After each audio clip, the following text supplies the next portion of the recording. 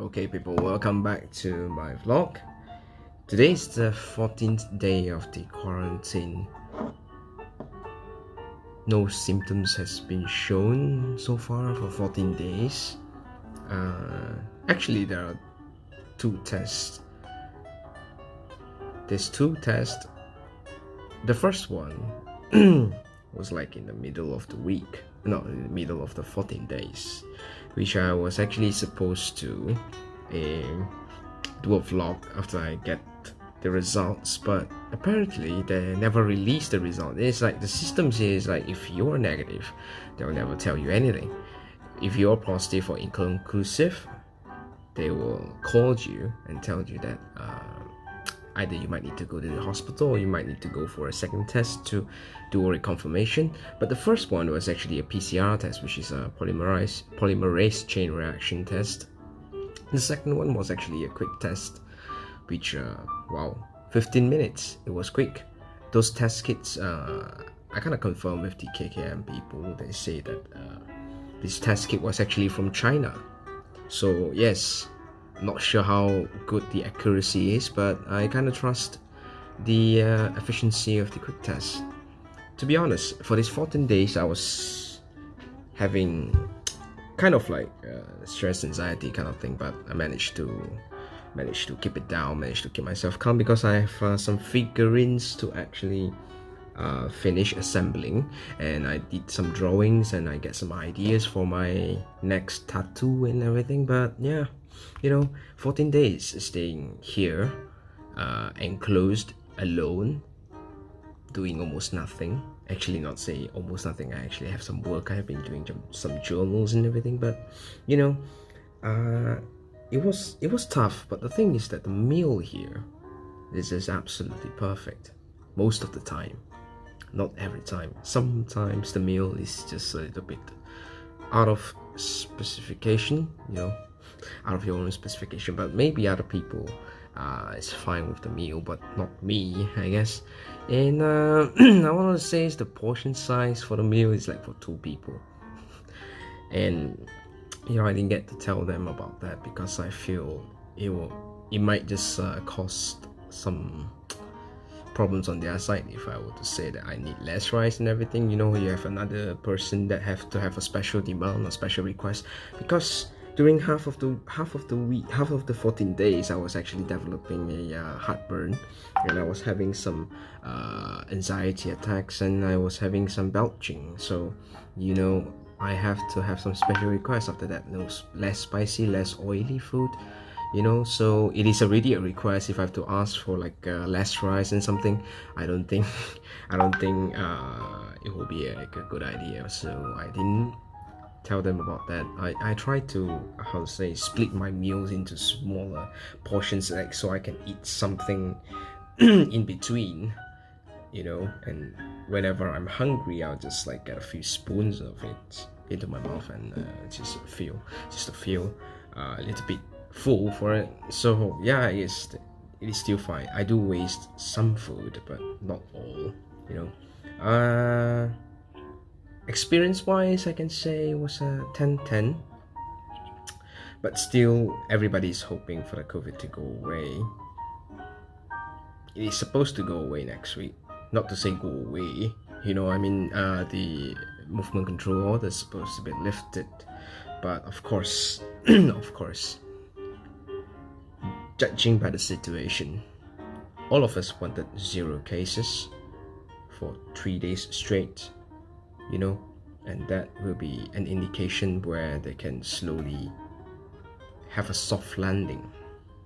But the thing is, the cases actually went down. We are performing really well.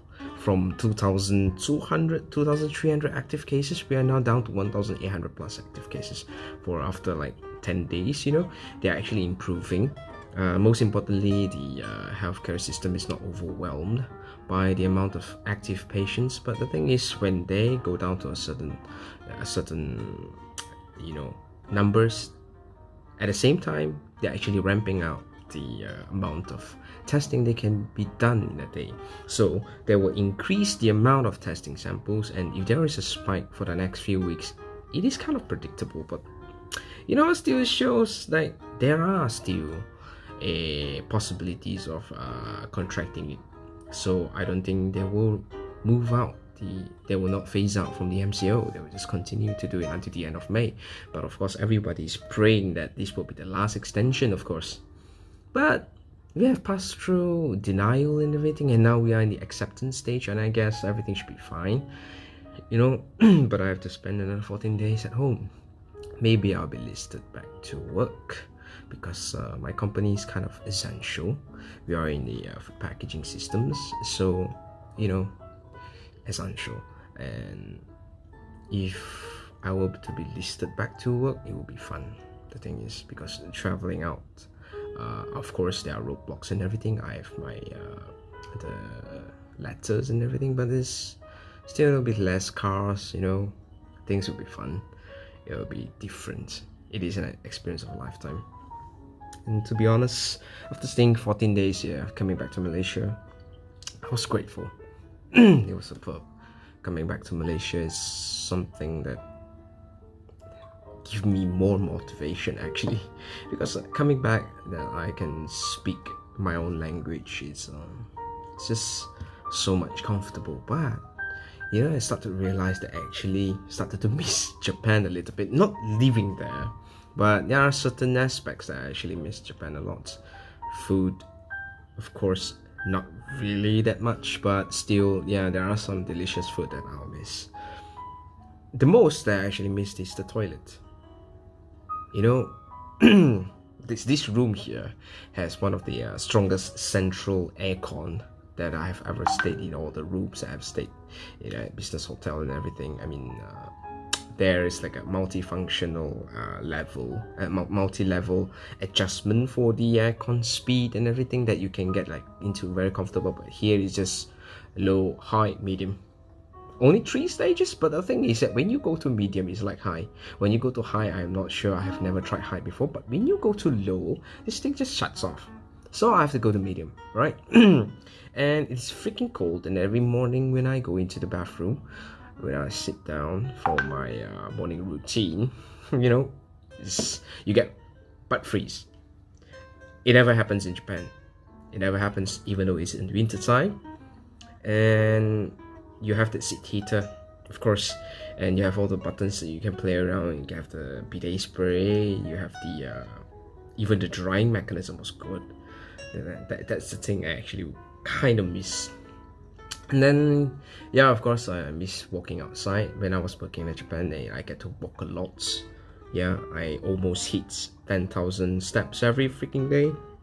And when there was no lockdown, because there is no lockdown until today in Japan, but it was earlier in February, March, when the thing is not that serious in Japan, I managed to go to Akihabara and all those places and get to walk like 20,000, 30,000. Why? Because I walk from the dormitory to the station, which is around 4 bloody kilometers, and that was fun. That was something that I enjoyed the most, because walking into the streets, especially in the what do you call it, in the rural areas, not entirely rural, it's outskirts from the city. It is still kind of a city, but it's a little bit outskirty. It's like in Cheras here, but you still have a lot of cars. But the thing is that nature is kind of balanced. Oh my god, all of a sudden there is no electricity. I'm gonna pause this video to fix that thing. So in my 14th day, this is the first time there was electrical trip. I guess I've already called front desk. They say they will rectify the situation with the engineer. Let's continue. Where was I? Oh, I was talking about walking in Japan and everything, right? And those are the kind of things I actually missed a lot about Japan, because the nature and the amount of people is kind of balanced, but still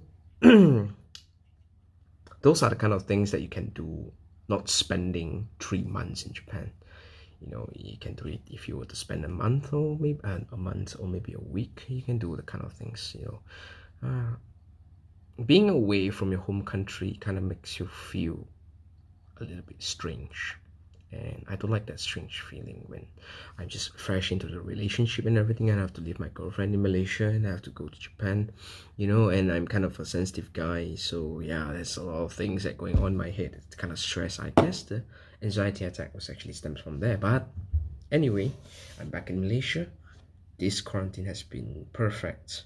It's been very enjoyable, although there was a stress somewhere and everything. But I feel this room kind of, you know, give me the comfort, of staying. Plus, the view is superb.